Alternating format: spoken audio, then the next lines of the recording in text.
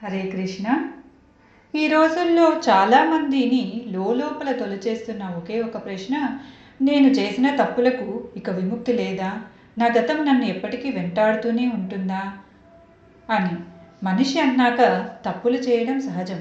కానీ ఆ తప్పుల తాలూకు పాపభీతి మనశ్శాంతిని దూరం చేస్తుంది. దేవుడి దగ్గరికి వెళ్ళాలన్నా నేను అనర్హుడిని, నా పూజలు ఫలిస్తాయా అనే న్యూనతాభావం అడ్డుపడుతుంది. సరిగ్గా ఇలాంటి భయంతో ఉన్నవారి కోసమే గోదాదేవి తిరుప్పావైలోని 5వ పాసురం చెప్తుంది.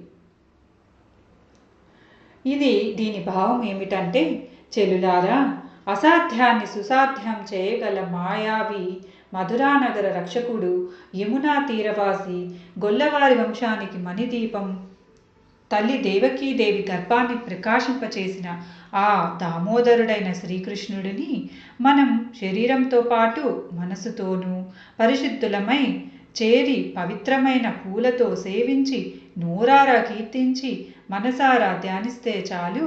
మనం గతంలో చేసిన పాపాలు, భవిష్యత్తులో తెలియక చేయబోయే తప్పులు అన్నీ కూడా అగ్నిలో పడిన దూదిపింజల వలె నశించిపోతాయి. ఇవి అద్వితీయమైన వ్రతమని తెలుసుకోండి. ఆండాళ్ తల్లి ఈ పాసురంలో కృష్ణుని మాయావిగా, ప్రేమకు లొంగే దామోదరుడిగా వర్ణించారు. మన పాపాలు పోవడానికి పెద్ద పెద్ద యాగాలు అక్కర్లేదు. ఆ తల్లి ఒక సులువైన మార్గం చెప్పారు. దీనినే త్రికరణ శుద్ధి అంటారు.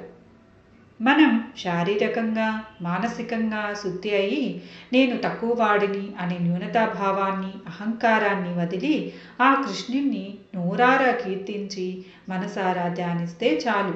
ఎప్పుడైతే ఈ 3 ఏకమవుతాయో అప్పుడే ఒక అద్భుతం జరుగుతుంది. చాలామందికి అనుమానం వస్తుంది, నేను ఎన్నో తప్పులు చేశాను, కేవలం దండం పెట్టుకుంటే పోతాయా అని. దానికి ఆండాళ్ తల్లి ఇచ్చిన ఉదాహరణ అద్భుతం. తియనిల్ తూసాగుం అంటే, ఒక పెద్ద గది నిండా ఏళ్ల తరబడి పోకుపడిన దూది కుప్పను కాల్చడానికి లారీల కొద్దీ మనుషులు అక్కర్లేదు.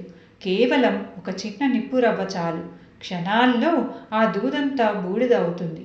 అలాగే మన అనంతమైన పాపరాశిని కాల్చి బూడిద చేయడానికి నామం అనే చిన్న అగ్నికణం చాలు. ఇది మనసుకు ఎంతటి ఊరటనిస్తుందంటే చాలా ఊరటనిస్తుంది. కాబట్టి గతాన్ని తలుచుకుని భయపడకండి, భవిష్యత్తు గురించి బెంగ పెట్టుకోకండి. నిప్పు అంటుకుంటే దూది ఎలా కాలిపోతుందో, నిజమైన భక్తి మొదలైతే పాపాలు అలా కాలిపోతాయి.